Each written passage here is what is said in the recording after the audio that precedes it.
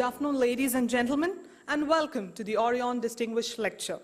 I am Gajalakshmi, and I will be your MC for today. Infosys blends culture and modernity into a harmonious equilibrium.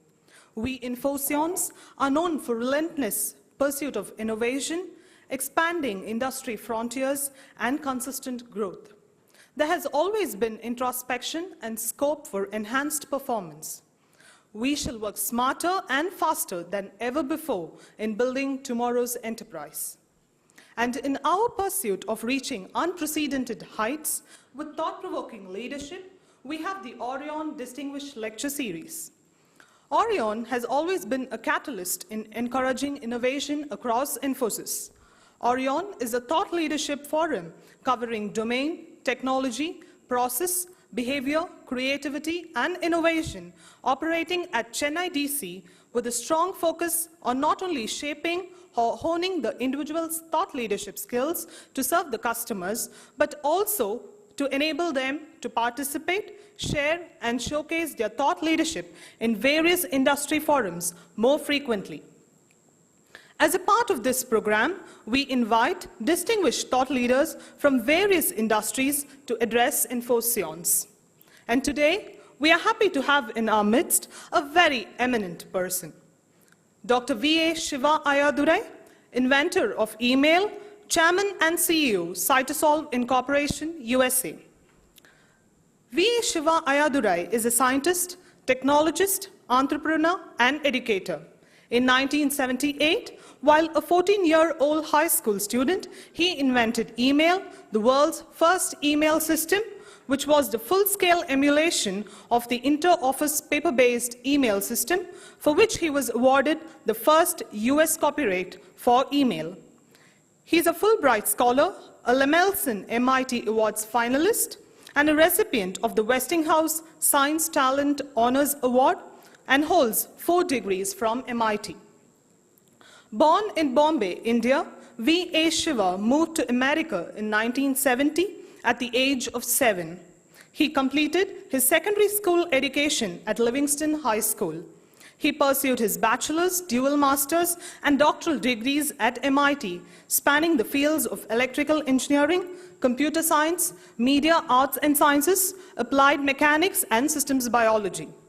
V.A. Shiva's research on patent recognition and large-scale systems development has resulted in multiple patents, numerous industry awards, new computational platforms such as Cytosolve, commercial products such as EcoMail, and publications on topics involving science and industry. Medicine has intrigued V.A. Shiva since the age of 5, when he would observe his grandmother, a farmer and a healer, apply Siddha, one of India's most ancient systems of medicine, to heal and support local villagers near the small village of Mahavur in South India. Those early experiences drove him to pursue modern Western science and technology and Eastern medicine with the aim of becoming a scientist and a healer. Over the last 3 decades, his formal Western research and study focused on developing new systems for pattern analysis across multiple disciplines. At the same time, he trained in many Eastern practices, including various forms of yoga, meditation, and nutritional and herbal medicines, which he has learned from esteemed sagas and masters through the oral tradition. Today, V.A. Shiva is the founder and director of MIT Integrative Health, a new research initiative at MIT, where he also teaches a pioneering new course called Systems Visualization in the Department of Comparative Media Studies. He has also created Systems Health, a revolutionary educational curriculum developed from his research in traditional medicines and systems biology, which is now being offered to major medical colleges and holistic health care centers. He is also the chairman and CEO of Cytosolve Incorporation and the executive director of the International Center for Integrative Systems located in Cambridge.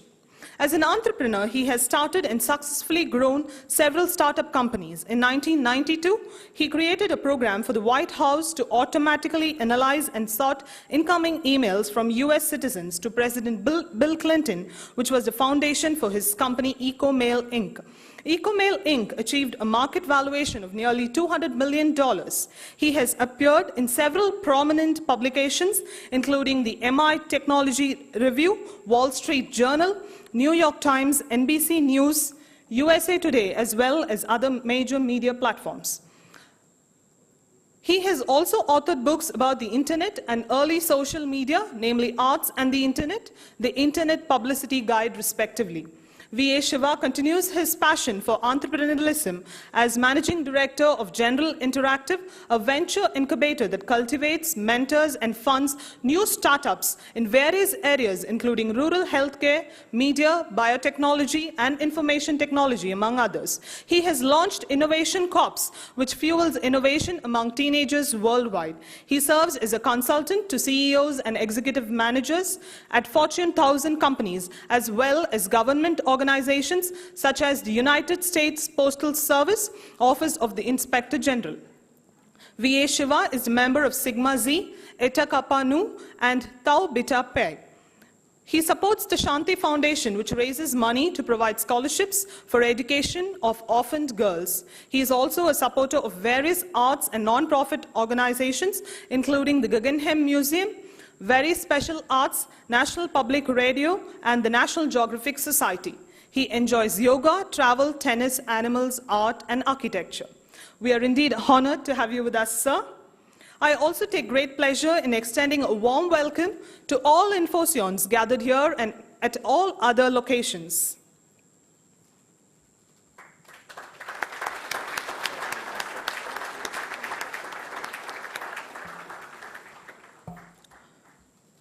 May I now request Ganapati Subramaniam, Head Corporate Planning Infosys, to say a few words. First of all, a very good afternoon to all of you. It's indeed such a great pleasure for me to be here and to be addressing all of you, and welcome to Dr. Shiva Ayyadurai as well. Management guru Peter Drucker once said that there are only two fundamental purposes of any corporation. One is marketing and the other is innovation. So innovation is core to the sustainability and longevity of any corporation. As Infosians, we should be proud of the heritage of innovation that we as a company have, starting from the fundamental business idea of global delivery model to some of the things that we see today in the form of business platforms and the other new offerings that we have. And innovation is definitely not new to us. It is not a coincidence that Infosys ranks among the Forbes list of world's most innovative companies. Innovation is core to Infosys. Leadership commitment towards that is manifested by creation of Infosys Labs, the different offerings that we see as products, platforms, and solutions, under various verticals, the Center for Innovation for Tomorrow's Enterprise, and a clear innovation agenda for the entire organization through the client-focused Building Tomorrow's Enterprise themes. One important trigger for innovation is our individual ability to think beyond the context in which we operate from, right? And I'm very happy that Orion, which has been encouraging innovation across Infosys, has invited Dr. Shiva Ayyadurai addressing us today on the very same topic, on innovation anytime, any place, anybody. It's indeed a great pleasure again. Over to Dr. Shiva. Okay, thank you very much. Thank you very much.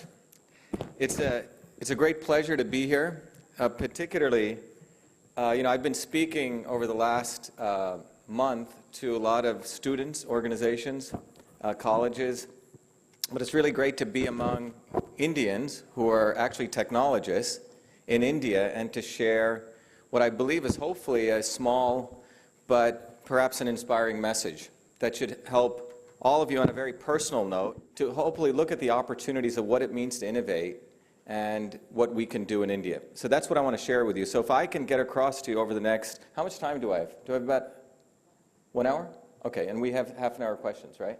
So I want to share with you a personal story, and the intent of my sharing this personal story is hopefully at the end of it we can have an interaction and we can perhaps come to some convergence on some potential truths on innovation. So that's what my purpose is today. So I want to first of all thank, Infosys. Karthik Rangarajan is not here, but he was a former Infosian. But he helped set this up with the other HR people. So I want to thank all of you for supporting this. So let me begin by sharing, my personal story growing up in India, the invention of email, which, as you will find out, was done by one of your fellow Indians in 1978 in India, and it was really a system. We'll talk about that. And I'll talk to you about what a system is and the importance of systems thinking, which is becoming extremely important to the world, not only from a technology standpoint, but also for addressing some of the large, complex problems we have. Because if we think in siloed ways, we're not going to solve some of these interesting problems that the world poses. We have to actually cut across disciplines. And so my life sort of accidentally and luckily, forced me into sort of that systems thinking. So, I was born in Bombay, which, anyone from Bombay here? No one? Wow. So I was born in Bombay, perhaps some other people were listening in, but I was born in Bombay, which if you were there, it's a very, very cosmopolitan, diverse city. Is everyone here in the audience from Tamil Nadu? Yes? Oh, very few, okay. So I grew up in Bombay, which was obviously a very diverse city of all different colors, colorful, all different mixes of people. But the other aspect of my life was, as the MC mentioned, I also grew up in a small village in Rajapalayam, being brought up by my grandparents. And some of you may have had the experience and still do to go back to your village. And those villages are very beautiful, so at least they were. And my experience was I was brought up by a woman who worked in the fields for 16 hours trying to make ends meet, but she also studied a system. She followed a system called Siddha, which many of us in India, frankly, have forgotten. It's probably the most ancient system of medicine, and it's actually based on system science. But she could look at your face, and she could predict what was going on inside your body, and then she would provide you an array of different types of medicine. It could be physical herbs, it could be massage, it could be yoga, mantras. Today, in Western science, we call this personalized medicine. Right? That's where Western science has come. But this was done by a woman who had hardly any education, but she followed a system which, we've frankly forgotten, perhaps we should relook at. So as a 14-year-old kid, I was very moved by this. As a 6-year-old kid, I was moved by this. And I wanted to be like her, right? Because I thought it was pretty amazing someone could do this, and I actually saw people getting healed. So my family, in 1970, moved to the United States, and unlike your typical immigrant who comes to America where you're seeking, you don't have a job or anything, my parents actually were doing quite well. My dad was a chemical engineer, was the head of manufacturing Gopala Singhani in Bombay. My mom was the head of the math department at Don Bosco. And again, both of them had come from essentially relatively humble backgrounds. So my parents moved there for two reasons. They were in some ways very courageous, adventurous people. They wanted adventure, and they also wanted to find a different type of educational paradigm for their kids. So that's why we came. 1970, some of you may know, just like 2009 was not a good year in the United States, 1970 was a very hard recession. So the job that my dad was offered evaporated, so we moved to one of the poorest cities in the United States called Paterson, New Jersey. And if you Google it, you'll find out it's still one of the poorest cities. And within 7 years, my parents moved to one of the semi-wealthiest cities, Livingston. But essentially, the school systems in the United States really determine, they're compared to property taxes. So my parents did that. Now, during that period, I was always encouraged to do, obviously, well in school, but also do well in athletics. So I actually did both. I wasn't a typical nerd who was just doing his mathematics, but I also was head of the baseball team, played football. Our school went to, the #1 in the state champs, so I enjoyed both. But an interesting thing occurred to me because of my interest in math. By the time I was 9 years, I think with 13, I had completed all the math courses my high school had to offer. In fact, they went up to calculus, and I'd finished that by 9th grade, so I was quite bored. The only remaining things I had to do was to finish up some humanities programs, which I enjoyed. So at that time, now you have to think about it, in 1978, software programming was relatively new, right? It wasn't like you had this many people you could call into a software room. Maybe a very small group of people even considered themselves software engineers. Mostly software, there was some stuff being done at NASA, but it wasn't an enterprise. So in 1978, again, as I go through my story, you'll see that there was no government that came in to support innovation. It was individuals with some visionary ideas and some passion. So one of those visionary individuals was a gentleman by the name of Henry Mullish. He was a professor at New York University. New York University is located in the heart of Manhattan, and they have a very interesting Courant Institute for Mathematical Sciences, which is still held as one of the leading institutes for math. And they had decided to offer the opportunity for 40 young students to come to NYU and to actually study computer programming. In fact, they taught 7 programming languages.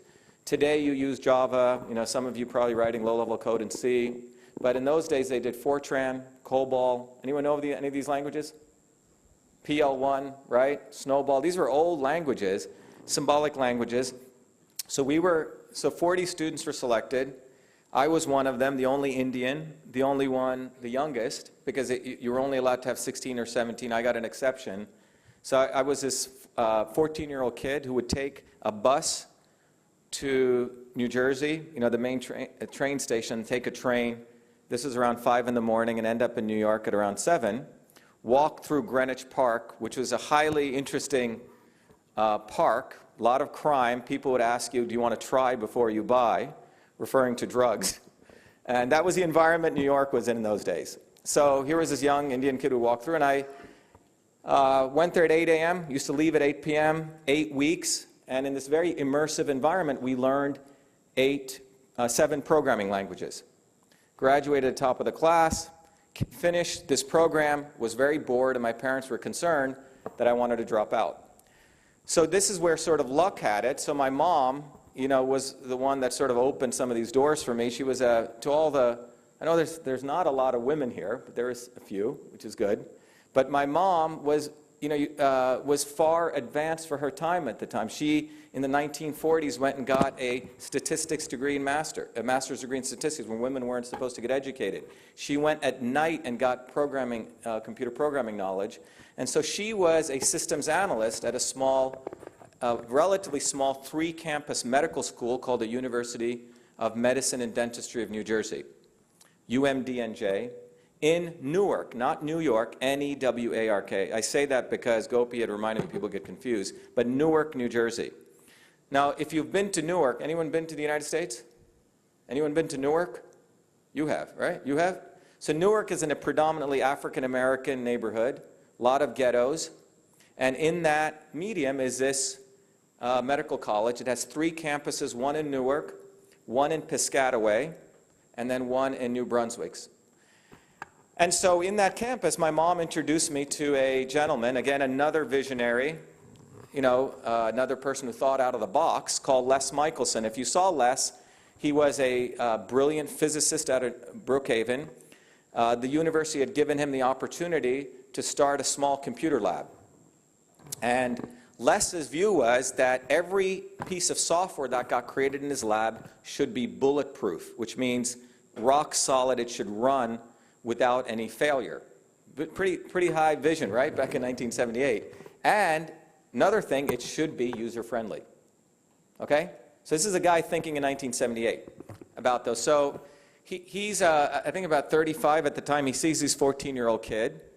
And the way he treated me, again, another aspect of innovation, there was no sense of I'm here, you're here, right?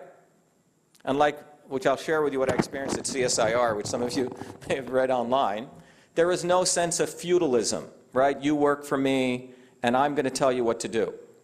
There was a sense of, okay, here's a guy, let me give him a challenge, let me push him forward and see what he can do. You see, very different. And that was a grandeur, I believe, of a good mentor like that. They push you beyond yourself. So he said, Shiva, look, in this college campus, we have an inter-office paper-based mail system. Keyword there is system. Now, prior to 1978, there was the exchange of electronic text messages, right? Dating all the way back to the 1800s. You had Morse code where you had 2 devices that could exchange electronic messages. In 1938, IBM had built a radio type, which could exchange electronic text messages. And in the late 60s and 70s, some work at MIT and BB&N had done it across 2 computers using FTP-type protocols, right? And someone updated some program called send message and used the @ symbol. But again, that was the exchange of text messages. That is not a system in terms of what I'm going to discuss that I was challenged to. So Les gave me the opportunity to literally be like, I think, when you write software, you go write your requirement specification, right? And then you write your design, and then you go start doing your pseudocode and coding. So I learned all of this at a young age. So he said, look, be like an anthropologist. And he gave me the opportunity. So this 14-year-old kid with his briefcase and his notepad, I went and looked at how the office system ran, which was a system. Anyone over the age of 40 here? Anyone? No one over the age of 40. Wow, I'm getting old. I'm 49. Okay. So anyone over the age of 40 remembers most offices have an inter-office paper mail system, okay? So in this university, three-campus university, you have about 1,000 offices, and they're connected, right?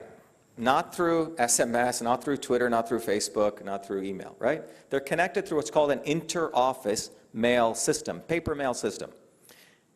Just as today we rely so much on email, in those days, the offices relied on this mail system.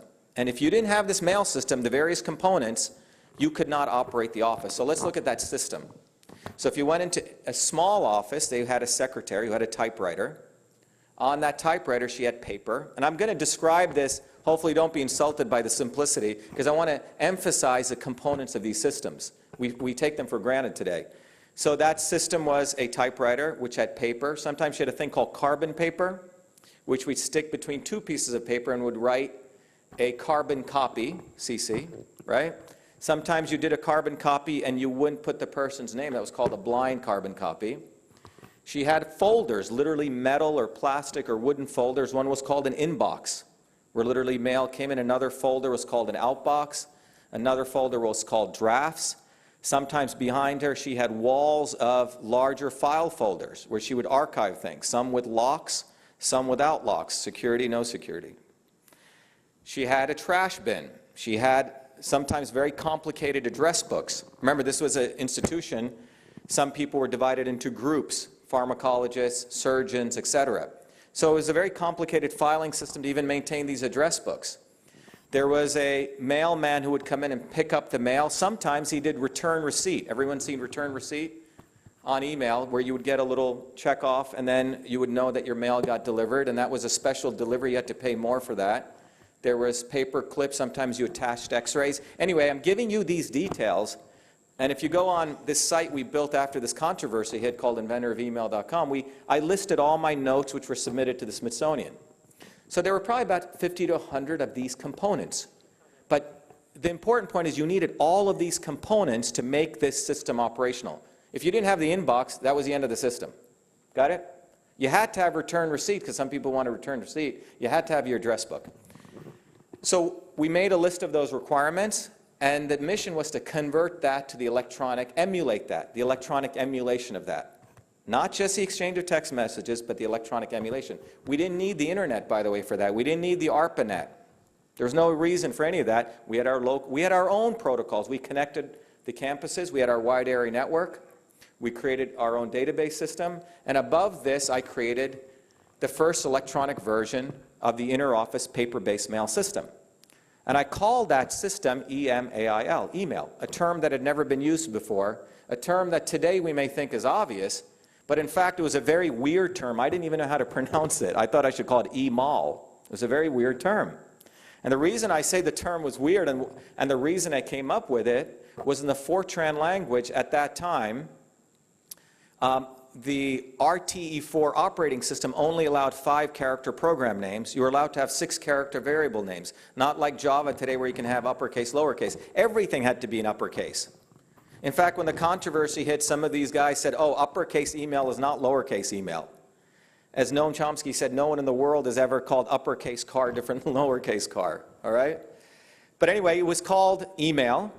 And if you look in the Oxford English Dictionary, the first term it was used was 1979, and then the next time it was used was 1982, according to Merriam-Webster, but that's when I got the copyright. So anyway, this 14-year-old kid builds this. In fact, I used to run seminars like this and treat it, again, very respectfully, where we would educate people. We had slide overheads. You know, there was a user's manual written, et cetera. 500 people were using it in that university. ended up winning one of the Westinghouse Science Awards, which is sort of the innovation award they give to university students. Went to MIT. MIT featured it on the front page, and that was about it. You know, we got the copyright in 1982. Remember, software was so new, the Supreme Court and lawyers didn't even know what software was. I remember coming to MIT in 81 when I started my engineering program. A professor said, well, what are you doing this software? It's not anything real. This is at MIT now. Software was thought about as writing. It was thought about as though it was literature, as though it was text.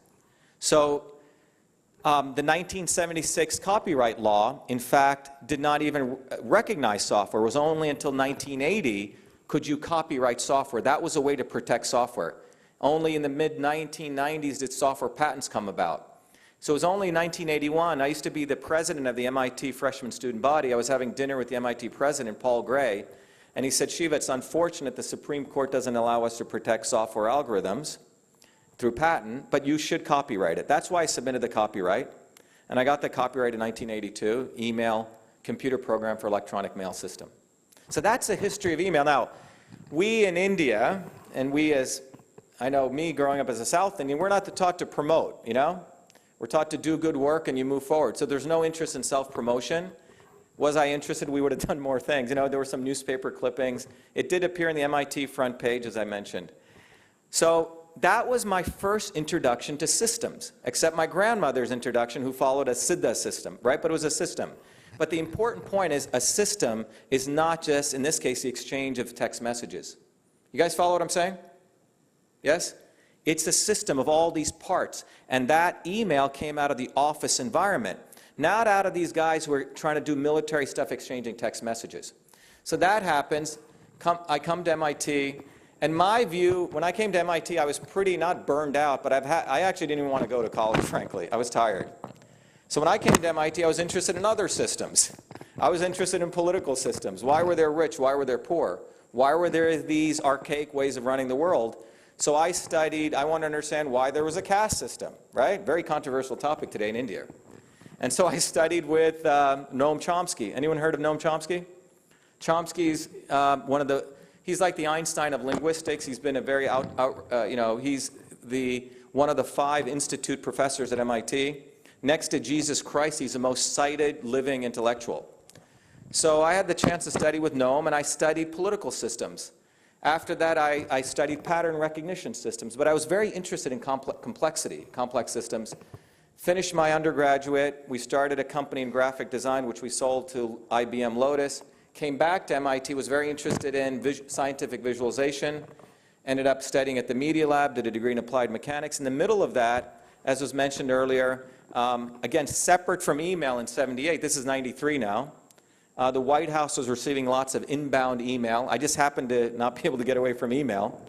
And the White House was doing it manually. You know, Clinton would have students, interns, handling his email manually. And then, so they were looking for ways to do this automatically. So I ended up being lucky to get invited to participate in this competition, ended up winning it, and we started this company called EchoMail. Again, it was a very complex system. It was a backroom system for large customer service organizations who would use EchoMail to automatically receive email, process it, do outbound marketing. Very, very, very fun company. We had a lot of time building it, but I jumped out of my PhD program, which upset my parents deeply. And, but I came back in 2003. 2003 was very interesting because, remember, I'd always had this interest in medicine, right? But I never liked Western medicine because I felt it was so reductionist and it was based on giving a lot of pharmaceuticals. Something in my gut didn't want to do this. So I was walking back to MIT and one of my advisors said, Shiva, you need to come back to MIT. There's a new field evolving called systems biology. Again, systems again. So what is systems biology? And I think for the IT professionals, you may find this a very interesting field. Systems biology is the West's answer to attempt to solve some of the problems in healthcare. And the foundational problem is that the healthcare system is really not a system. It really views the human body as individual components, right? So if you go to a doctor today and they get your symptoms, then based on their symptoms, they say, well, you should go see this specialist for your headache, you should go see this specialist for potentially your neurological disturbance, a psychiatrist. you should go see the endocrinologist. So you end up getting these 5 different things, 20 different drugs, and no one even knows if the drug combinations even work. This is the state of the art in Western medicine today. So systems biology recognized that was there a way to organize this, and could we get a holistic understanding of the body? And the reason systems biology came was, if you look back at the history of biology, in 2002, the Human Genome Project ended, right? Roughly 2002, 2004. And the initial goal of the Human Genome Project was the thought that what made me different than a worm, a small worm, was the number of genes. Okay, was the number of genes. The complexity was related to the quantity of genes. So if you looked at the Genome Project in 1999, the estimate was we had about 100,000 genes, and a worm had 20,000 genes. As the project went on, it turned out by 2002, 2004, we have about 20,000 genes. We have the same number of genes as a worm does. So it's very fascinating. So what this made people realize, the irony was, the nucleus is not where the focus should be, and in fact, genes are not what make us. It turned out you could have people with the same genetics, but the epigenetics could change us, that we actually interact with the environment, that some of Darwin's assumptions were actually wrong, right? Which means the environment actually can turn on, turn off genes. So that led into a field called systems biology, which said, hey, we need to not just see the genomics, we need to see the cytoplasm, we need to see the environment, we need to see the interconnection across all these systems. So for me, it was a very interesting problem. Here in 1978, I'd taken the electronic version of the office mail system, and here was the opportunity to create the electronic version of the human body in some sense. And in 2003, the National Science Foundation put out a goal, which was, could you create a computational model of the cell? Okay? Some people called it in silico modeling. Today in medicine, you do in vitro testing in test tubes, then you do in vivo in animals. So in silico is this term we refer to, can you model things computationally? So during 2003 and 2007, so at the age of 40, I head back to MIT because I love medicine, and I see this huge opportunity to say, can I take all of my enterprise class IT experience and bring that to medicine, to biology? Because fundamentally, biology was a distributed system. Biologists were creating individual pieces of knowledge about different aspects of the cell, and they were computationally creating different computational models. So we ended up creating a product called Cytosolve, C-Y-T-O-S-O-L-V-E. And to me, that was interesting because it was an IT infrastructure to integrate biological pathways, and from that model the cell. So that's what we ended up doing. And finished that in 2007. I took some time off to come back to India to study the system of Siddha, because now I had learned a lot about systems biology, and I wanted to take that knowledge to see if I could understand Siddha from a systems perspective. I came back, and I found some very interesting correlations, which I can share during the question and answer session. And I found out our ancient Siddhas were fundamentally system scientists. When they looked at your body, they had a whole way of understanding your body and characterizing it. They didn't have genomics, but they had a different method. The words were different, but when you come to understand their lingua franca, you find out they were actually system scientists, and they were actually thinking in a very meta-level way. We talk about ontologies, right? Meta-level thinking, that's what these guys were doing. I came back to, and in the midst of that, I was recruited by the Indian government under the PMO office to be the first outstanding scientist, technologist of Indian origin before I was leaving. And I was asked, Shiva, why are you leaving? Would you like, here you've done many companies, you have all these degrees, why are you going back to the United States? Would you like to be the head of the Innovation Center of CSIR in India? I took on that role with an amazing sense of passion, because I thought, wow, this is great. I could come back and do some small service to my motherland. And within 3 months, I put together a document which essentially laid out a platform. Within 4 months, I probably visited a number of the labs and met over 1,500 scientists. And what was phenomenal was I found all these people who were absolutely brilliant in India. Absolutely brilliant. People had amazing innovations in these labs. But what was sad was they had the consistent remark that their own superiors were afraid of them, jealous of them. that they would not even let their innovations come out because they thought they would get promotions and they wouldn't. All right? Which was very different for me because I had Les Michelson, who was 35 years old, who had helped a 14-year-old kid innovate email and encourage that. So anyway, some of you may know I wrote a report which got me in a lot of trouble, but I told the truth. I was given death threats and I had to leave India. But I did speak out because I thought it was the right thing to do. Not for me, but for those people who didn't have a voice. So I came back, and when I got back to the United States, that's when I decided, you know what? It'd be interesting to share the story of that 14-year-old kid. Not for me, but because I felt it was important for others. That what were those conditions that allowed me to innovate? And it wasn't money. I didn't have billions of dollars like CSIR did. I had a good mother who encouraged me, a family. I had a good mentor and some infrastructure. And I was placed in an environment there was a real problem. And in that environment, I was able to innovate. So I shared that story, and my mother had just passed away, and the trunk load of materials, which I thought I didn't have, my mom had saved, all the 50,000 lines of computer code, the programming tapes, everything. And Doug Amiff at Time wrote an article. He was, by the way, he was the only journalist who looked at the materials. Doug looked at the materials and he wrote an article called The Man Who Invented Email. And then the MIT Museum, I asked them if they wanted the materials. I didn't want to keep them in my house. And they looked at it and they said, Shiva, this doesn't really belong here. This belongs in the Smithsonian. It's a national treasure. So the Smithsonian contacted me, and then they held a donation ceremony. It was after that ceremony is when the proverbial controversy hits, which some of you may have seen on the internet. And the interesting thing is there is actually no controversy. The facts, in fact, are black and white. But what happens is when it went into the Smithsonian, from an innovation perspective, there are certain narratives written on innovation. And the prevailing narrative that only MIT, only IITs, only Harvard, only certain people can innovate. You follow what I'm saying? There's this narrative. And that narrative was busted up when the documents went into the Smithsonian. Because when I was at MIT and I said I invented EchoMail or Cytosolve, it was great news. But unfortunately, when I said that email was not invented at MIT, it was invented in a poor city by a 14-year-old kid working there, no matter how hard it is to believe, those are the facts. So when those facts came out, you can see the reaction. And the reaction is an unfortunate reaction because it's actually an inspiring story. But from that reaction, we can all learn a lot. So it's not about me. It's more about the reaction and what the narratives are that we need to fight against if we're going to do innovation. So if you look at the United States, in India we say we have corruption, but at least we recognize it, It's there.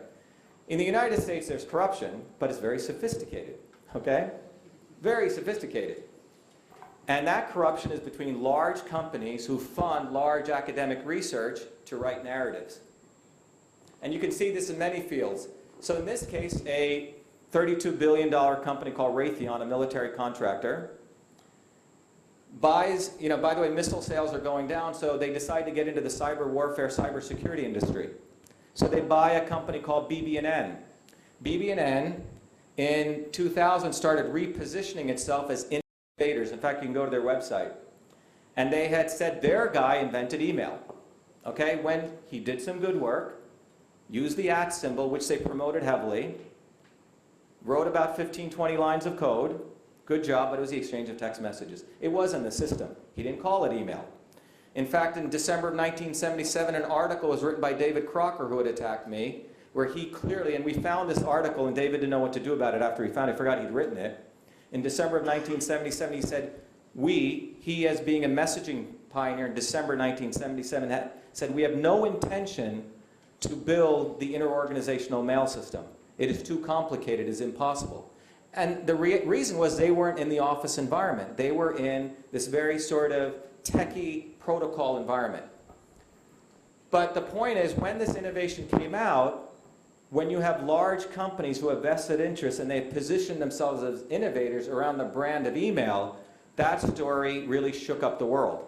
And you can see how computer historians, so-called computer historians, who were essentially paid off indirectly, conference monies, these kind of things, they start attacking me. Finally, unfortunately, and by the way, MIT's president is the one who started BBNN and Raytheon, okay? In fact, Boston gets funded by Raytheon, so I'm in an interesting situation, right? Phone calls are coming in saying you should fire this guy. It's a very tough situation to be in. And you can see how vested interests work. Fortunately, Noam came out, he looked at the materials and he said this is unfortunate. And they even argued that uppercase email was not lowercase email. By the way, Wikipedia is wrong. If you read Wikipedia, email is the exchange of text messages. You guys should fix that. That's not what email is, because that would make Twitter email. All right? So Noam came out, Wired magazine came out, and people became quiet. But the bigger lesson is this. Why was there such reaction? In fact, some blogs came out saying this curry-stained Indian with his fingernails should be beaten. I'm being serious. Racist stuff. Now remember, you got to remember my history. When I came to MIT, I was a social activist. Also, I burned the South African flag on the steps of MIT. I led the biggest protests in Boston when a friend of mine who was Tamilian was jailed by the Sri Lankan government when the Prime Minister came. I held up the biggest poster US out of Iraq. So I've been an activist. I've always stood up for others. So here, people were attacking me and no one stood up for me except Chomsky. But it taught me a big lesson about courage, because I knew what that 14-year-old kid did, guys. See what I'm saying? The facts are black and white. If I'm Tim Berners-Lee and I write some code, I get knighted, right? But the point is there's narratives that are built. That India, Indians don't innovate, right? Only certain people do. Only America can have Henry Fords, perhaps. Only America can have Thomas Alva Edisons. But we don't have our own stories. You follow what I'm saying? It is narratives which shape all of us, stories. And so what's really important is that we defend truth where it is. So the invention of email is really not my story anymore. It's your story. And you have to look at the facts. In fact, ANI News came yesterday to interview me. The guy interviewed me, and then they put Shiva claims, because he said some guy in the head office in Delhi wanted to change it. See what I'm saying? This kind of stuff is going on in the world today, and it's against anti-innovation. And it comes down to this. Today in the world, we need to, bottom line, create 1.8 billion jobs. Jim Clifton, the head of Gallup, just came out with a book called The Jobs War. We need to create 1.8 billion jobs. Infosys does a great work in creating jobs, right? But we need to create 1.8 billion jobs. That's 180 million jobs a year within the next 10 years. And the prediction is if we don't do that, we're going to have a lot of more Arab revolutions. Arab revolution was not about religion. It's about jobs. Now, how are we going to create those jobs? Are we going to create them through a model where a few Raytheons and a few MITs are the only ones who own innovation? Which means VCs go to a few innovation centers, fund a few guys who happen to pass through the IIT or MIT exams, and they get the right to, 100 companies get innovated and you get one Google or Facebook. That's not going to work anymore. It will not work anymore. Those models will not work. The model that will work is recognizing that there are many other people in small cities, small centers all over the world who can innovate. And there are a lot of freaking smart people in this world. And they all need to be given simple opportunities and the right environment. Mentorship, good families, and some infrastructure. Government and money is frankly secondary. And that's what the story that I experience is all about. It's a small story, but it's an important one. And it's something I think it's about time we all embraced and appreciated and defended, because it's not about defending email per se. It's more about defending each of our rights to innovate. That's what it's all about. Philo Farnsworth, I don't know if you know this, was a 13-year-old farm boy, invented TV. Do you guys know that? He was in a small Utah village. He used to see the way the sun hit the rays of the wheat fields, and it created a raster symbol. He invented it. He copyrighted it. Stanford and RCA tried to bury him for 20 years. It was only 5 years ago that finally the US government accepted him. He became an alcoholic, died, and his wife had saved all his memoirs. The reason I tell you this is that there are many stories like this. Every day in Indian villages, people are innovating to survive. Innovation is in our DNA. It's not something that's only the purview of a few people. It's not the purview or the ownership of a few people. So I want to challenge all of you. You know, you're very smart people. You have phenomenal infrastructure here. But it's the narratives that shape who we are. Do you know what I'm saying? It's the stories that we're told and the stories we need to rewrite appropriately for our children that's going to change this world. And the story is there's a lot of smart people who deserve a chance. And in that environment, we're going to have innovation flower everywhere. And that's what I really wanted to share with you today. And I hope that all of you recognize that within each one of us is a spark of something that's far greater than we ever know. And the purpose of life is to enable that spark to come out. That is life. And that's what innovation is. It's the ultimate expression of creativity. And every one of us deserves that. And that can only occur in an environment of freedom where all of us have that opportunity. So I want to encourage you, all of that, to struggle for that and get that and deserve that. That's what we all need. Thank you.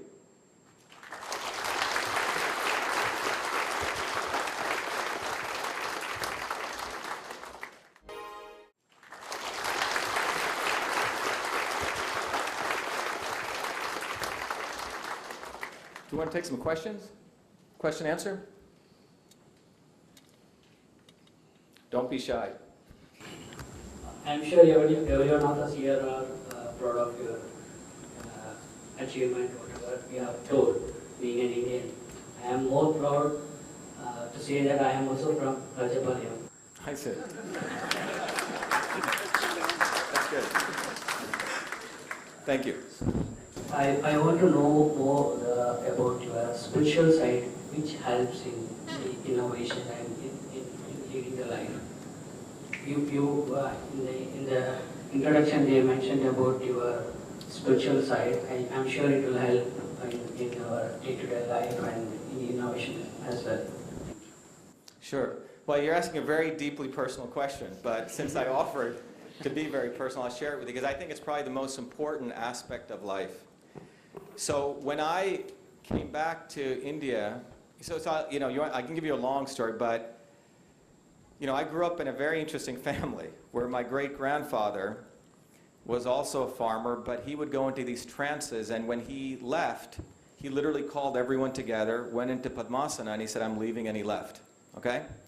Then my grandmother did some very interesting things. He did great sadhana. So I grew up in this environment where I thought this was normal. I thought everyone's family was like this, all right? But I was taught at a very young age on the power of what you call meditation or awareness.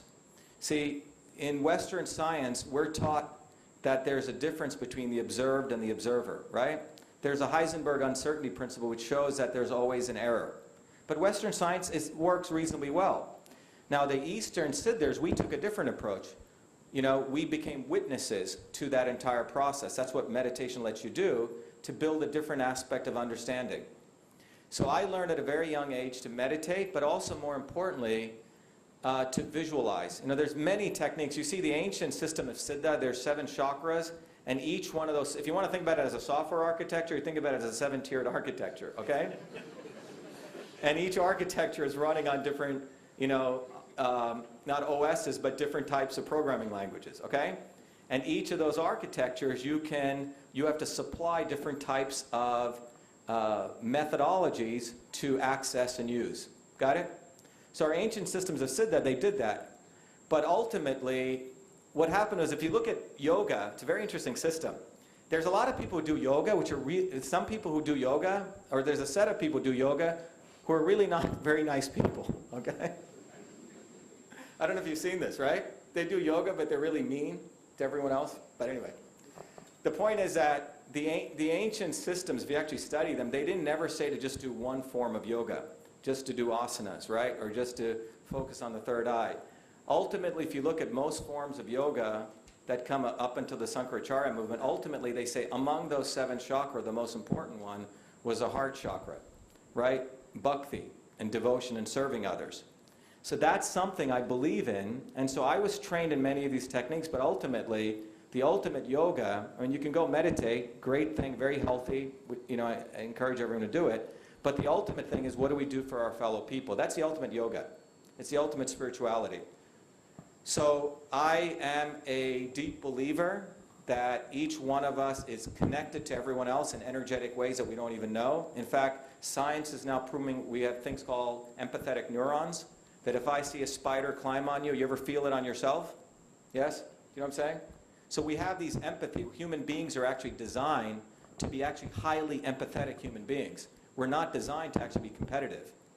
So there's a lot of failures in Western models which are being provoked now by our Eastern systems, which Western science is also showing. So I think my spiritual side of me, which shows me that our Eastern systems actually support this nature of collaboration and the fact that we're here actually to give and support our fellow human beings. That is the ultimate purpose of life, and I think that's the ultimate way we liberate ourselves. Hi, Dr. Shiva. I'm Siddharth. We've all been hearing about how government agencies have been snooping through our emails. We have the PRISM system in US, India. Similar system has been created. It's called the Central Monitoring System. So my question is, while you were preparing you were designing the system of the email, did you ever factor in this thing that someday something like this could ever happen? Did you ever imagine this happening? Yeah, it's an interesting question. You know, in the medical environment, when we created it, interesting enough, the doctors were very much against email. They didn't want email to occur. One of the reasons was they were afraid of their patient records. You know what I'm saying? There's a whole thing around patient records. So that was one issue that we dealt with. But I think the more interesting thing that you bring up is also a social issue and a political issue. The fact is that there are these technologies. In fact, the US has a technology called Carnivore, right, which can go through email and all sorts of things. And you had Snowden recently come out and expose us. What's unfortunate is that how many governments denied him and how very few people actually stood up for the guy. You know, what he did, I think it'll go down in history. He was a patriot, not only for America, but for all people. He actually stood up for all of us to expose this. I mean, he whistleblowed and he put his job on the line, but and now it's saying he's putting his whole, you know, his himself on the line. But I think when you look at the technologies we as technologists create, and we do, we also have to recognize we also have some level of social responsibility for these things, right? So we're not, you know, there's a great book, I forget the title of it, written by C.P. Snow, who was a scientist who, like Norbert Wiener, I believe he refused to work on the Manhattan Project in the United States. But he said that one of the goals of intellectuals and engineers is to also look at their social role, right? So we have a responsibility, clearly, when we hear that ultimately our freedom is being owned by a few set of people. First of all, I didn't give the US government the right to go through my emails. I don't know if any of you guys did to the Indian government. Did anyone? So we haven't given these people these rights, right?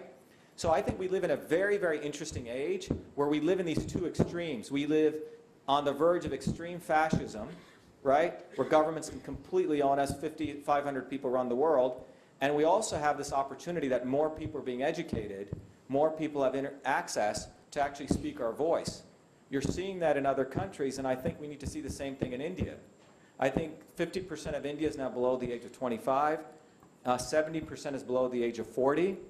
And this group of people, you know, in the last 20 days I've been here, I've absolutely been so moved by all of you. You guys are absolutely bright. No one can bullshit you, okay? That's what I see. I see no one can pull the wool over your eyes. And I'm very moved by this because it's going to be hard for future political leaders to convince you of something that's not true. So I think there's a huge opportunity, particularly for you guys with money, some disposable income, to think, right, to actually support a new movement in this country which demands absolute freedom. That is going to be absolutely uncompromising on some of these issues like this and raises your voice boldly. And you as IT professionals can actually absolutely be influential, you know, in doing this. So I think you're bringing up some very important issues. I've thought about them, and I think we need a movement of engineers to really look at these issues and be very responsible about it. Thanks for your question. Thank you. This is Vishnu. Hi, Vishnu. I'm inspired by your speech, in particular about your mother's story. I'm just curious about your research on Siddharth, because it's especially about India's rural health sector. India has more than 6 lakh villages. So what is in your store? What is what? What is in your store? What is in your research? Okay, so let me tell you what I discovered, okay? I'll keep it brief. Are we okay on time? Okay. So how many people know what Siddha is, or Ayurveda? Anyone? Wow, it's amazing. You guys have not looked at this. Anyway, so in the Siddha system, right, I'm going to consolidate it. There's a whole language that they have, but fundamentally, most of the diagnoses in Siddha, they take you as a body, and they characterize you as Vata, Pitta, or Kapha. Everyone heard of this?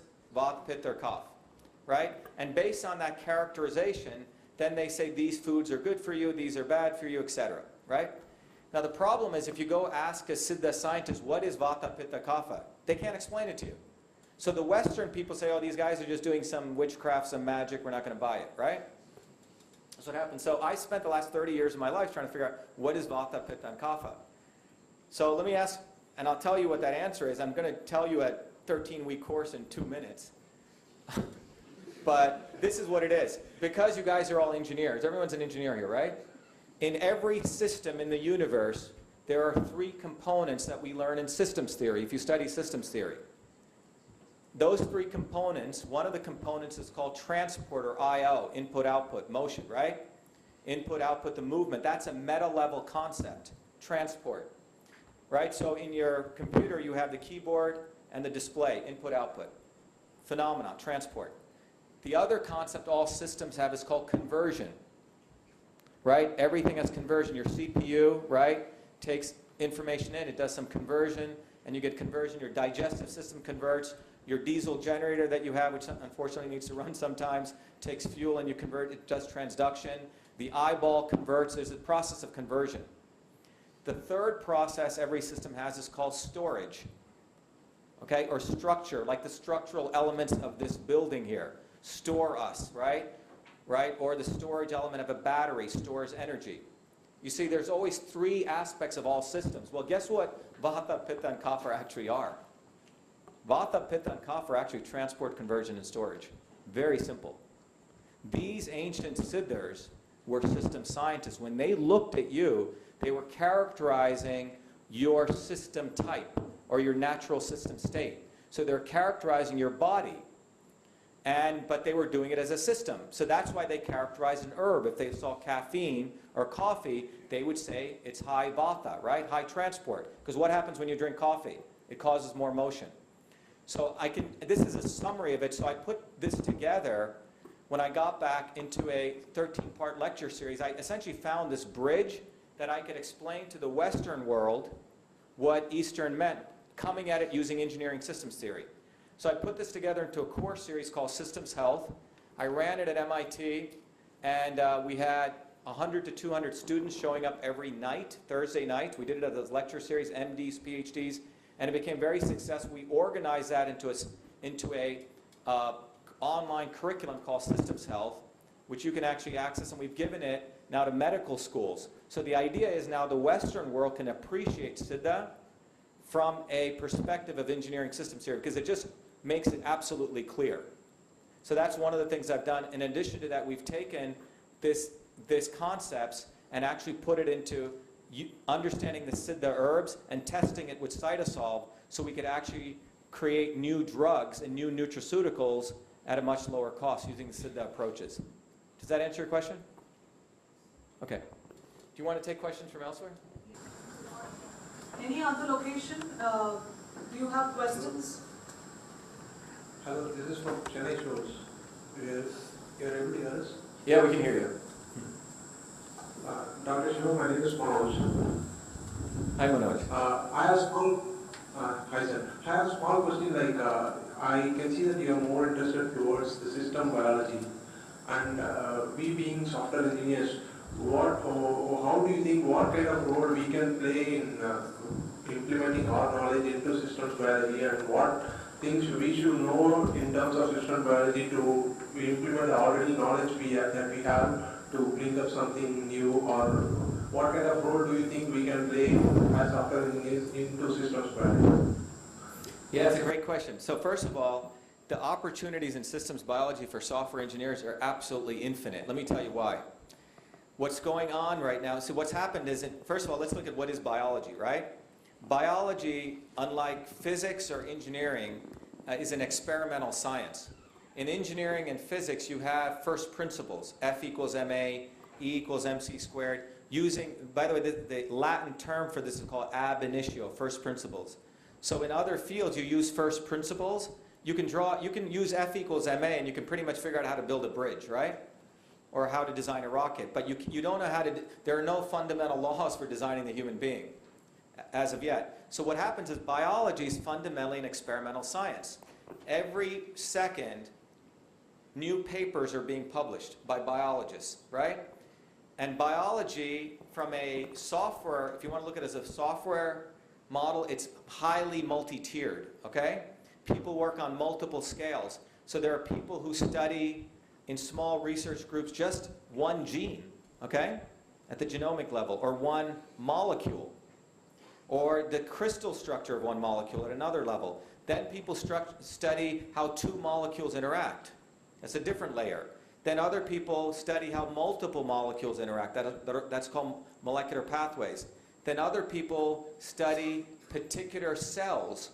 And then other people study particular tissue structures and organs. You see, it's a multi-tier architecture.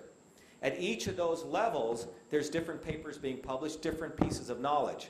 So the ultimate goal of systems biology is, could you create the whole human body computationally, taking all of that knowledge, and every day new knowledge is being published, right? Imagine we could model computationally the entire human body. I've looked at the human cell. So this is probably one of the most complex multi-tiered architectures, right? Separate from the ecosystem and the cosmos. So what's happening now is petabytes of information are being produced by bioinformatics, petabytes, right? Beyond terabytes every day. And this information is coming from all these three layers. So if we want to achieve this goal of modeling the whole human body, there's need for bioinformaticians, there's need for new ontologies, there may be even need for a whole new type of operating system to handle this. And there needs to be methodologies for doing distributed computing, because what happens today is biologists are spread out all over the world. Many of them are creating pieces of knowledge that they write and they forget about. The other big opportunity for software engineers, which could be revolutionary, is this. Today, the way science is done, I have a lab, let's say, I get research funding, I do my experiments, I collect data, I keep the data to myself, okay? Because I don't want anyone else to publish it.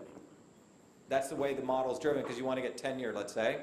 So that's how these guys work today, and then they keep the data, and then they publish it. And there are so many papers in these prestigious journals, no one can replicate the data, all right? No one knows if they're doing the right experiments. In fact, there's people who do prestigious journals. Is the science that they're doing real? You follow what I'm saying? So there's a desire now to do what people are calling open research, right? As you produce data, you publish it immediately so everyone has access and everyone can verify your data. These are going to require some really new types of distributed ways of doing software engineering. So all I can tell you, Manoj, that in each of those layers, there's new need for ontologies, there's new needs of meta-languages, there's new needs for storing data, there's new needs for how you integrate data. So there's huge opportunities, for the reason I'm reaching into my pocket is I want to make a point here that fundamentally this, is going to become the doctor of the future. Your cell phone. And the back end that we're going to need on this to do that is going to have to be many, many different types of applications talking to each other.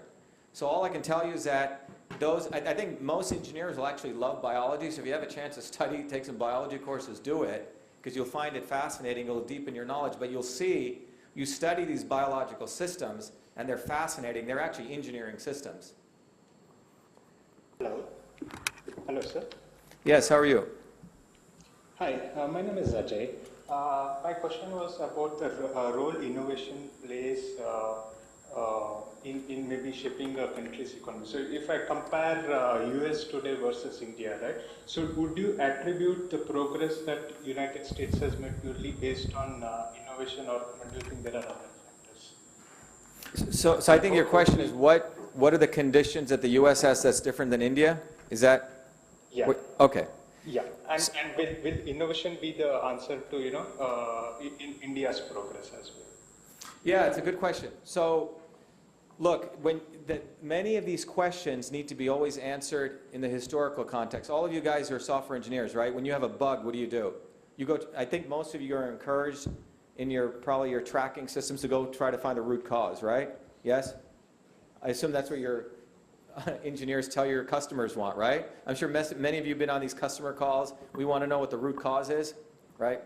So if you want to look at this difference in innovation, you have to look at the root cause. And most of the root cause, I believe, comes down, there was an article I wrote after the CSIR incident called Innovation Demands Freedom.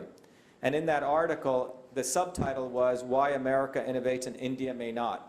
Okay? It wasn't to attack India. It was basically, hopefully, people to start thinking about this. And the article basically went through and said, fundamentally, the Indian institutions, and I think Infosys is different from this. I'm not putting Infosys in any way in this group, but large Indian institutions are fundamentally run in feudal models, feudalism, right? Where you have sort of these lords who think they can dictate. And the article was Innovation Demands Freedom, basically saying that ultimately we need to have a free, transparent, open environment. I'm not saying the United States, by the way, is perfect, but they have about like a 2-degree difference, okay? They had a good revolution. They kicked out some people, right? Which I think was good, all right? But that freedom, that 2-degree of freedom, certain level of better jurisprudence, certain level of intellectual property protection in certain areas, creates this environment that even 2-degree of freedom difference creates this environment where people are encouraged to break rules culturally. It's okay to make mistakes, right? And that is a cultural issue. I think when Lou Gerstner stepped down from IBM, he said that do not underestimate culture, okay? So my view is that there's no simple answer to say we're going to just put a ton of money in and we're going to simply replicate the US models to cause innovation here. I believe India really needs to have a cultural movement here where we need to demand freedom in very fundamental ways in thinking, in lots of different types of liberal attitudes. There's this whole caste issue. I think we should give, tax credits to people if they do intercaste marriages, We should encourage this. You need to break down these hierarchies, right? Those hierarchies do exist in the United States, but the reason the US has this advantage is relatively some of those hierarchies do not exist.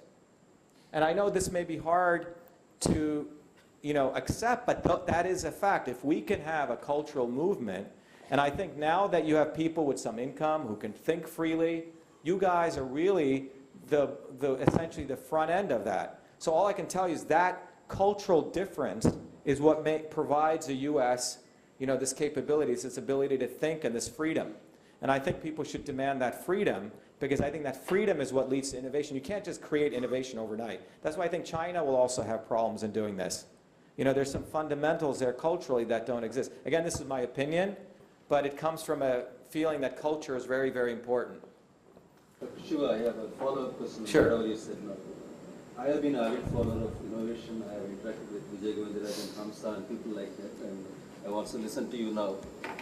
And I'm also a follower of the grassroots innovation in India, whether it's in agriculture or medicine or any other areas.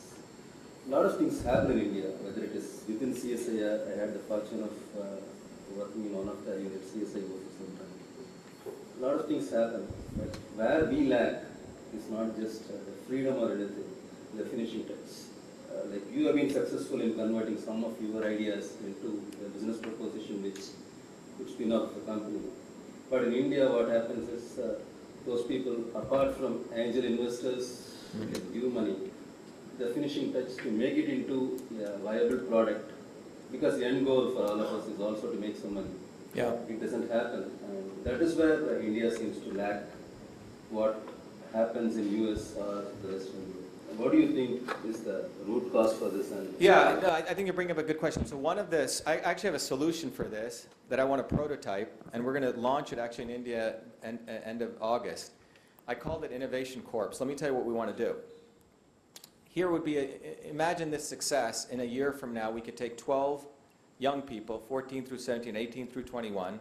not just simply have them do some idea, right? There's a lot of people doing this, but actually have them create a viable business, a running business that's funded and actually has customers in 12 months. So a lot of the pieces that happen when people do innovation, much of the motivation is coming from VCs and business school guys, right? And much of their entrepreneur motivation is about business plans and projections and funding, et cetera. And I'm of the opinion that innovation really occurs in the context of customers, that you actually have to have a customer. If you look at most of these innovations, anything I've done, and anything I know any of my entrepreneur friends have done, many of my entrepreneur friends never have written a business plan. Because most business plans you write are a factor of 10 or 20 off. The numbers that you put in the spreadsheet looks good, but no one knows if it's true, okay? But what you do know is if you have a customer. So what we want to do is we want to launch this thing called Innovation Core. We want to identify 12 young people, men and women, and we want to give them full, world-class level support. Meaning, if they have a good idea, they have to have a customer. We don't care if their product is bad or good. Can they get a customer?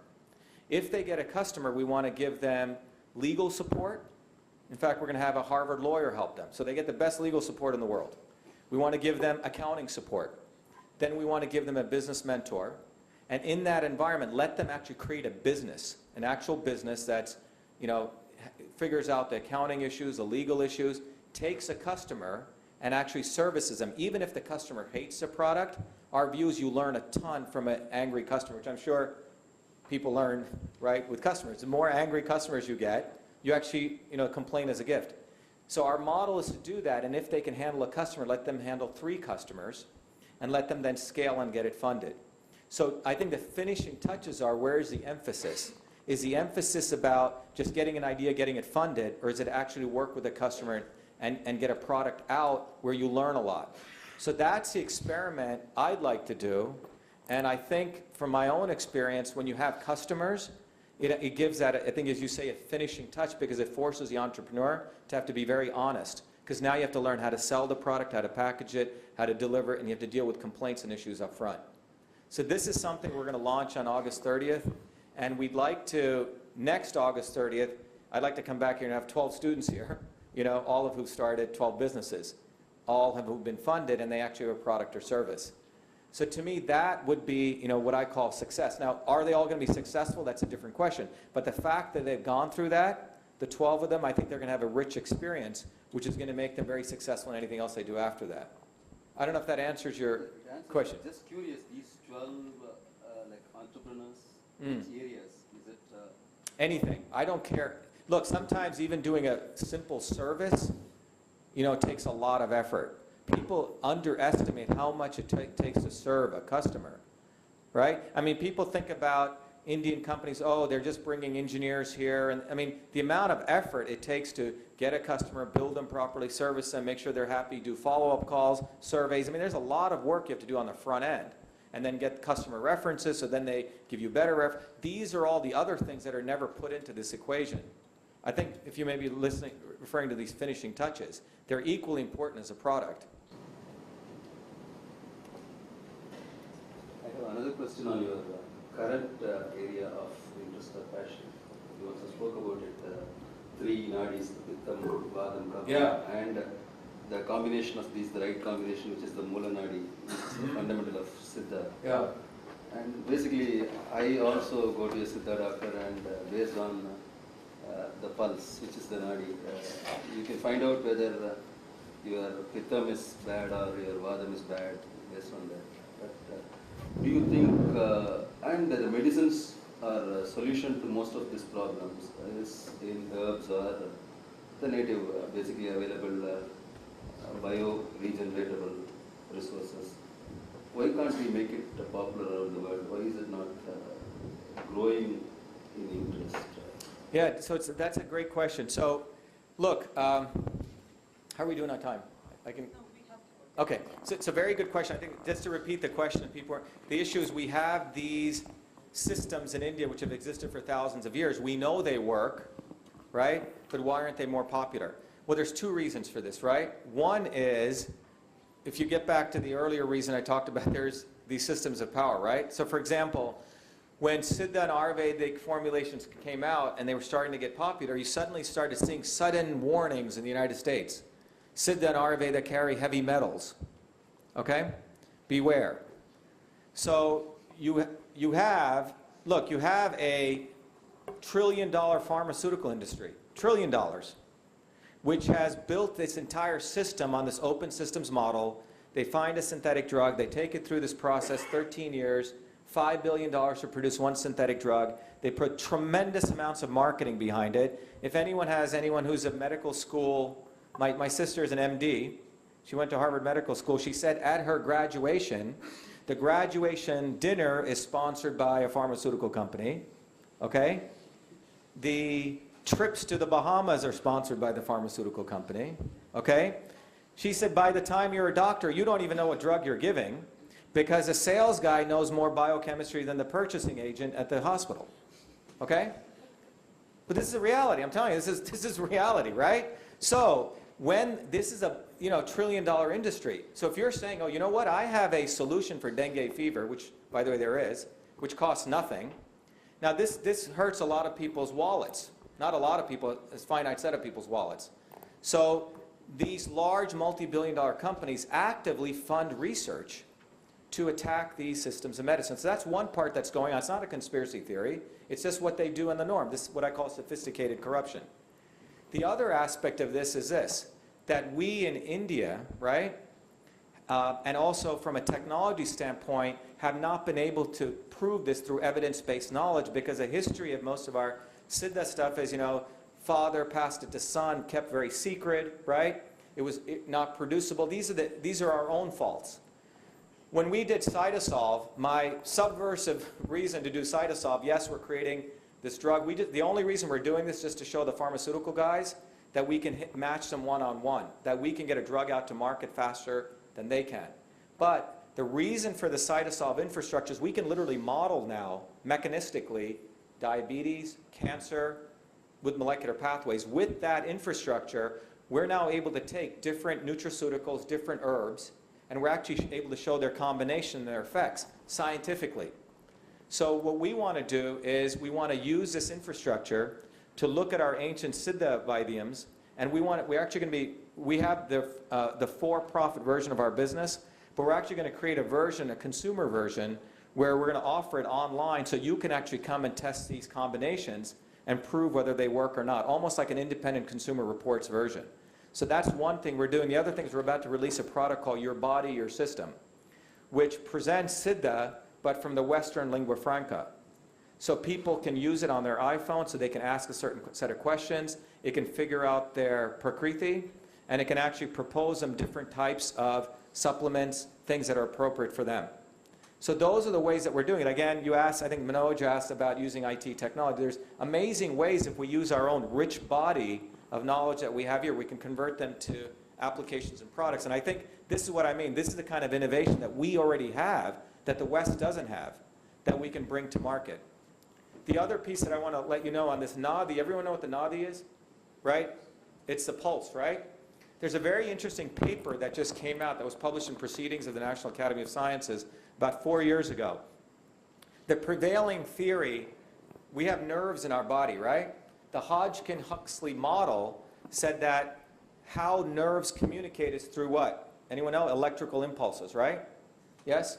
Everyone study that, yes? Electrochemical. What's that? Electrochemical. Yeah, electrochemical. That the impulses are electrochemical. These two guys at Max Planck have actually promoted a very radical theory, and they have data to show this, that the signaling in nerves is not an electrical signal. It's actually a sound, that it's a soliton. There's a very interesting phenomenon in physics. You can generate a wave that's called a standing wave that can maintain its shape for long periods of time. It's called a soliton, S-O-L-I-T-O-N. And the prediction is that actually what's traveling down a nerve signal is actually a sound. And that sound has a piezoelectric effect, and it generates an electrical wave. Now what's fascinating about this, if you read all the ancient Siddha texts, the idea is these nadis that we have, that just like the Bible says in the beginning there was the Word, which was the sound of God, that most of the theories that first there was sound and then came light, that the beginning was sound. So it's a fascinating set of results that are coming out, because when I asked some Western trained doctors, they said, oh, this NADI stuff doesn't make any sense. How can you have sound changes in a small piece of, 2 centimeter difference? Well, the fact is that it may be a soliton wave that's changing.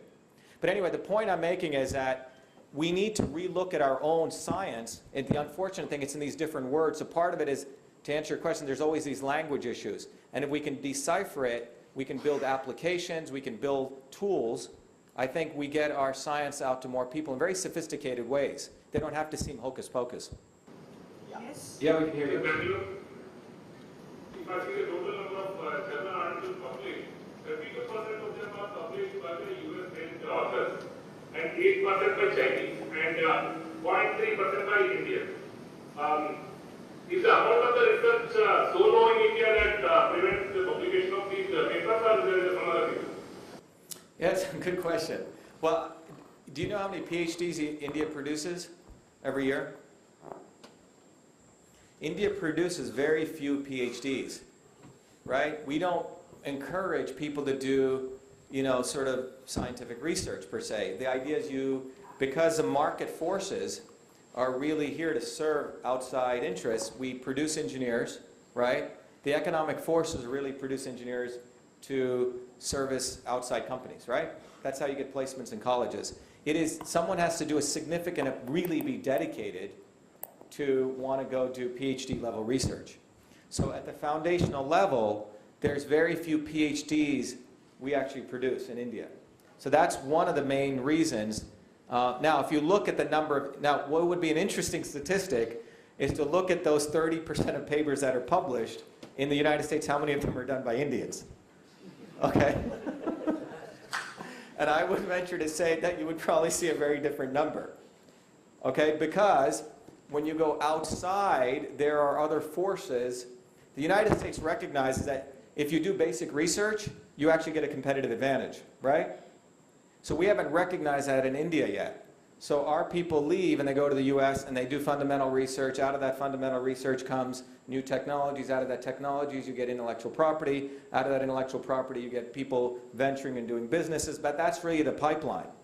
We haven't created that pipeline here because, again, going back to the foundation of doing academic research and supporting it, you have all these very weird types of stuff that take place when you're trying to do PhD level research. You have your own boss trying to steal your stuff, okay? And I'm not saying this doesn't occur in the United States. Again, couple of degree difference. But there's not that much, relatively less encouragement to do that level of research here. So, but again, it's not an issue of capability. Clearly, many of those Indians, if you go to PubMed, I'm sure most of the biology paper articles you read are done. Quite a number of, great Indian innovators and researchers are doing that work. So my answer is, it's again the conditions here. It's not the issue of we cannot do research. There's any genetic or epigenetic issue. Hi, Shiva. Vivek here. He's going to grab some water. Go ahead. Sure.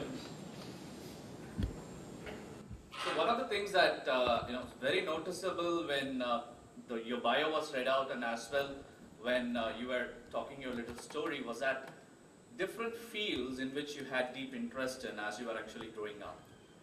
Now there are two schools of thought. One is the broad-based level of education, and then going deep on different functions of education. Is that as well one of the key principles of innovation or problem solving, that one need to have interest in multiple niche areas and develop that? Is that also one of the areas where you're seeing as bringing on that innovation or problem solving skills? This is a good question. I think it's a really, really good question. So one of the things that when I look at all, people say, oh, Shiva, you do all these different things. To me, they're actually very similar things, and they have two characteristics to them. One is, actually three. One is, I only do things that I really love. I don't think I've held a job for many years after I got out of college, but I only do things that I really, really love. And all I can tell you is if you do something you really love, and I know you read all these nice quotes on Facebook, but it's true. If you really do something you love, you'll always find ways to make money at it, okay? That's one. The other thing is I really believe in a systems approach. There's a guy called Jay Forrester, who is he's 93 years old now. He's known as a father of systems dynamics. So he's the one who recognized that you need to bring a systems thinking into engineering education, and MIT is still fighting against it, right? Jay has decided to take his approach to kindergarten levels. And what he says, so last time I accidentally saw him, he's very hard to get a hold of, I accidentally walked into his office, and I saw this old guy sitting there, I didn't know it was him, and he said, sit down, and he started talking to me. But he told me a very interesting story. He said one time, he was traveling in the back seat with Thomas Watson, who was the chairman of IBM. And Thomas Watson looked at him, and Jay was his consultant. And he said, hey, I don't understand why IBM's successful. He goes, we're not that good at engineering, we're not that good at marketing, we're not that great at sales, we're okay in research. He goes, why are we succeeding? And he said the success of a company is not the sum of its element, but it's the product, okay? It's a very fascinating answer. So you could be really, really good at R&D, right? And you can be really good at marketing, but let's say you really are horrible at sales, a 0. Well, the product is a 0. The reason I'm telling you this is that when you look at who we are as individuals, we're a combination of many things. And there's a synergy that comes about where the sum of the parts is greater than the whole, right? So the systems approach gives you that. So when I look at a problem, I have now access to so many different fields that I can look at an organizational biologically, or I can look at a biology organ. Do you know what I'm saying? So I think part of the educational system, we offer these different subjects, but the connective tissue that's missing, which by the way, you as engineers actually learn, if you know it or not. Software engineers actually do learn a systems approach because you're forced to do that. Multi-terrain architectures, you have the user interface, you have the database layer, but I think what's really important is to have the systems approach that's brought into the educational system. Now, no one gave that to me. I just happened to sort of stumble onto it. But this is the next wave that's happening in education. Because if you look at large-scale systems, educational systems, financial systems, and marriage, relationships, these are very complex systems. If you want to understand them, you have to have multiple disciplines, and then you can fuse them together and really builds the right side of your brain, because complexity really can only be solved through intuition. So what I can tell you is that innovation, intuition, and systems, in my view, are very closely related, and it's very important we start teaching systems thinking at a very young level, because it just really enhances your ability to look at the world in a different way. That answer your question? Yes, thank you. Okay. We could take one last question from Chennai. As you, Yeah. as you are interested in medicine, I'm also interested in medicine, and presently we are studying in the field of regeneration medicine. Are there any researchers going in MIT Boston? In regeneration medicine, I don't know who's doing this at MIT, but I know it's a really, really fascinating. You're talking about growing back limbs and these kind of things? Yes. Stem cell research? Yeah. Pluripotency cells? Yeah. Yeah, well, stem cell research, in fact, I think India, believe it or not, because the regulation in the United States is somewhat tight. There's all these ethical issues, somewhat religious issues. India's a little more secular relative to this.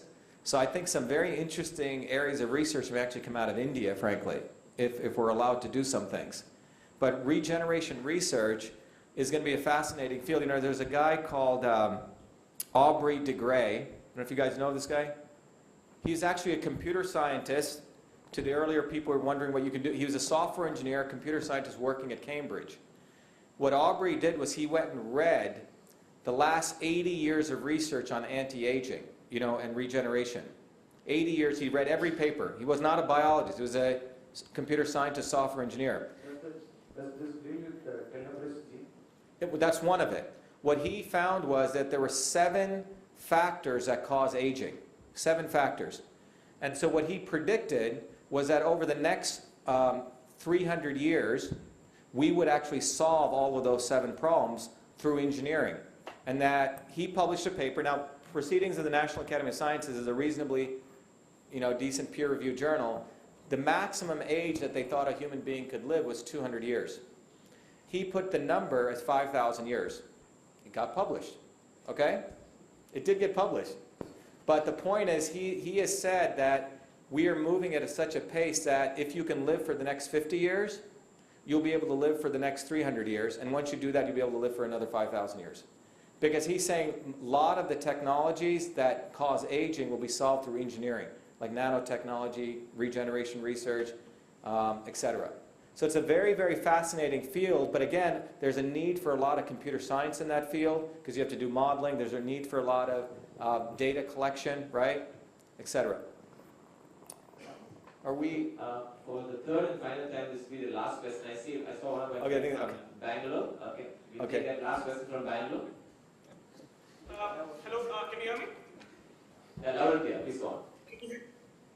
All right. Hello, I'm Raghavan from Bangalore. I graduated from bioinformatics, so thank you, Shiva, for reminding me all those systems, biology, etc. I hardly have the memory of it. There are, it's been 3 years, so there are plenty of online tools available, especially databases like NCBS, EBI, PDB, etc. There are plenty of things, but these are mainly used in academic research and other commercial research as well. But what seems to be going on is any major breakthrough seems to be commercialized and copyrighted or patented or whatever. The recent example being Angelina Jolie got some cancer cure done over her breast, and the only company who could do that was the company she approached, and they actually taken ownership of it, and nobody else can work on it. So other than moral revisions or cleansing, what can be done to prevent all these things from being commercialized and monopolized and being completely done by a single person just for the sake of finance or money or whatever? I mean, what can be the legal steps to be taken for handling all this? That's my question. I'm not even sure if this is the right place to ask, but I've always been wanted to ask someone, and I thought I should ask here. Yeah, so I think the question you're asking is basically how you have these two worlds going on right now. There's one encouragement in the current capitalist model, right? That you create something, you patent it, and then you take that patent, you create a company, and you protect that patent with tremendous amount of IP protection so you can make money off of it, right? That's the current model. But also, if you look, there's another movement taking place, which people are calling open source, right? You create technology to make it open. One of the ways I can answer your question is, this is an interesting trend that's taking place. If you look at the typical university was founded on two programs, right? Right, classrooms. A university was defined by classes, the kind of classroom education it had, and then it had what? Research, right? So if you were a really strong university, you had really good classes and you had really great research. If you notice what's happening now with open source education, right? With edX and these kinds of things, online education, Khan Academy, that circle of classroom is being opened up. You follow what I'm saying? Anyone can go online and get a whole bunch of education. The question that some friends of mine have been talking about is, will that happen to research? Today, research is guarded by the universities. They try to own the intellectual property because they get royalties. They want to pass on those licensing rights to their creators, and then those creators start companies, right? That's the current model. But there's another model that could occur the same as open education's occurring, right? You can go online, free education. Could that happen to research, which means, let's say myself, you in Bangalore, someone in Chennai, and someone in Africa, we all have an online capability where we can collaborate on research, and there's common properties that are done where you can do research, open environments. Some people are building lab spaces now where you can actually access instrumentation online, so you can run experiments. So the theory is if you can do that kind of open research, then that collaborative makes the intellectual property available to people overall. And in fact, the research work products available. It's a new model that could evolve because of the internet, where you drive down the cost of research. Now, this is going to disrupt a lot of the existing people, right, who rely on intellectual property, licenses, revenue. So I think ultimately this is going to be a political battle that's going to be fought by people actually starting to do these interesting things. Like when Aaron Swartz downloaded, everyone remember this guy Aaron Swartz? Everyone read about him? Yeah, no? Yeah, he killed himself, okay? because MIT put so much pressure on him. They in fact got the Attorney General's because he, as a statement, downloaded 30,000 journals because he said that these were actually public journals, that they should be work products for all people because the funding for many of this research is coming from our tax dollars.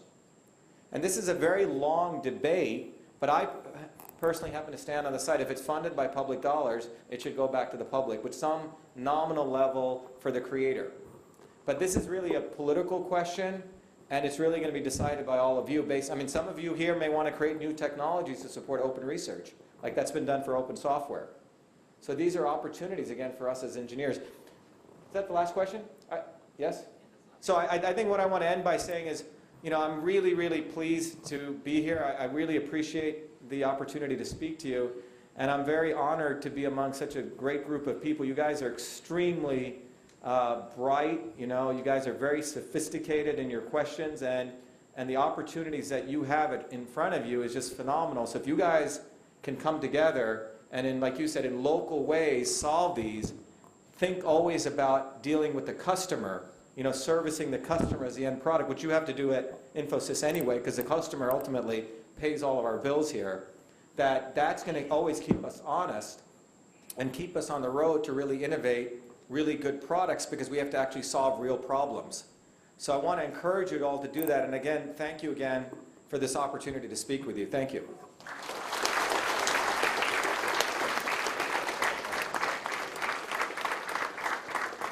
I think we can do a little better than that, yeah?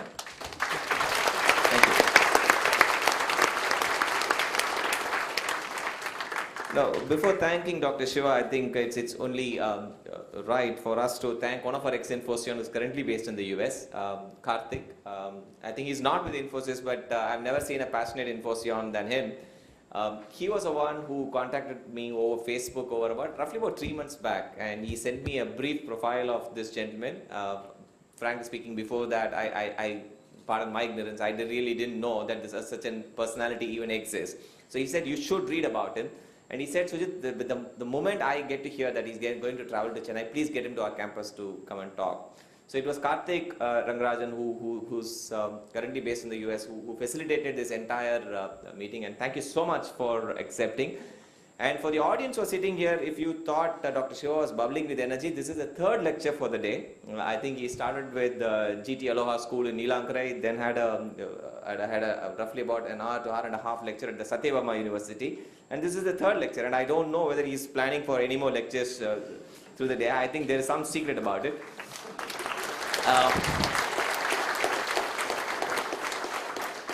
I was told that he's going to be in India for about 20 days. If you follow Facebook, Twitter, he's all over the place right now. I went to a college in a remote place, somewhere deep down inside Thiruvannamalai, and there they said, yesterday Dr. Shiva was here. So that's the kind of personality whom we are meeting today, and he's going to be in TCS, he was in Sun TV, yesterday I think was in VIT University. I think that the whole idea of being here in India, not just on a vacation kind of trip, but then wanting to reach out to as many young minds as possible to share his story, I think kudos to you. I think we really, really enjoyed this particular talk of yours, and we were very glad that we were able to connect all our development centers over a video conference. So it was wonderful listening to you, Dr. Shiva, and maybe the next time when you're here, we'd love to have you back in our campus for yet another inspiring session. So ladies and gentlemen, please give it a big round of applause to Dr. Shiva. Thank you, it was a complete honor listening to you.